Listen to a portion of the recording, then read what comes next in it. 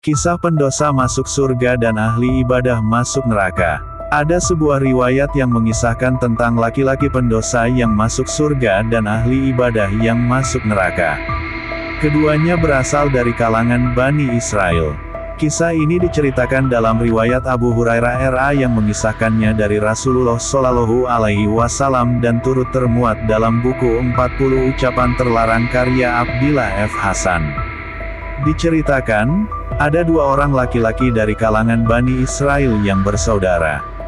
Satunya rajin ibadah dan lainnya berbuat dosa. Lelaki yang rajin beribadah selalu berkata kepada saudaranya, "Hentikan perbuatan dosamu." Pada suatu hari, ia melihat saudaranya berbuat dosa dan ia berkata lagi, "Hentikan perbuatan dosamu, biarkan antara aku dan Tuhanku. Apakah kamu diutus untuk mengawasiku?" Jawab lelaki yang berbuat dosa. Si ahli ibadah menambahkan, "Demi Allah, Allah tidak akan mengampunimu, atau Dia tidak akan memasukkanmu ke surga." Kemudian, Allah Subhanahu wa Ta'ala mengutus malaikat kepada keduanya untuk mengambil roh keduanya hingga berkumpul di sisinya. Allah Subhanahu wa Ta'ala berkata kepada orang yang berdosa itu, "Masuklah kamu ke surga berkat rahmatku."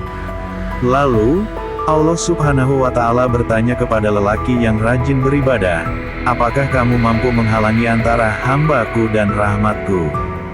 Dia menjawab, "Tidak, wahai Tuhanku."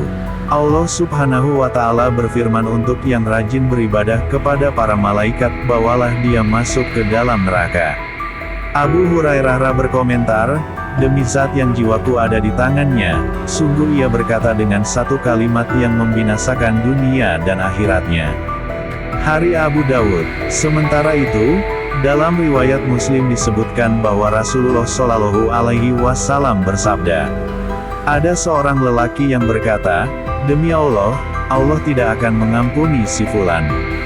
Allah berfirman, 'Siapakah yang bersumpah atas namaku bahwa aku tidak mengampuni si fulan?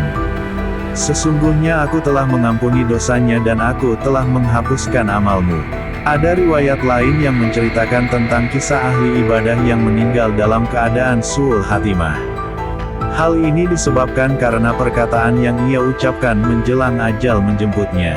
Kisah tersebut Syekh Mahmud Al-Misri dalam buku Al-Khawf min Su'il Khatimah dan diterjemahkan oleh Matsuri Irham dan Abdul Majid.